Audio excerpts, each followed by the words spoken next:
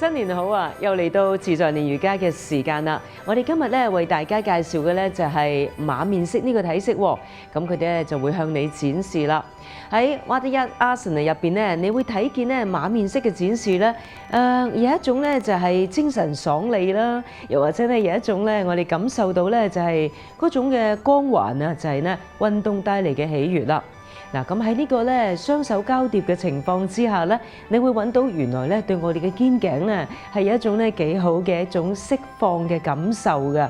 咁而大家咧，你覺得佢係好對稱㗎，例如咧佢嘅盤骨啦、朝前啦，又或者佢跪落嚟地面嘅時候咧，又冇咧太多好唔舒適嘅感覺。咁所以咧就建議你可以墊一墊個地下啦，令到大家咧更加可以舒適咁樣咧，就喺地上進行呢一個馬面式嘅體式啦。咁喺呢個馬面式之中咧，如果你嘅膝頭有輕度嘅小問題咧，咁建議你咧就可以先做手嘅呢個模式，咁你可以坐喺度做啊，咁咧就避免膝頭嘅小問題啦。咁我哋慢慢咧將自己變得咧就係精神爽利，活躍翻咧我哋肩頸嘅範圍啦。咁期望咧喺身體健康上面咧，大家都會一齊增值。咁透過自在練瑜伽咧，就係舒適地去練一啲瑜伽嘅體式。咁呢個體式嘅特色咧，你會發覺呢一個手高，一隻手咧就係低嘅。咁原因咧就係佢用呢個背部嘅伸展幅度咧，令大家更健康啊！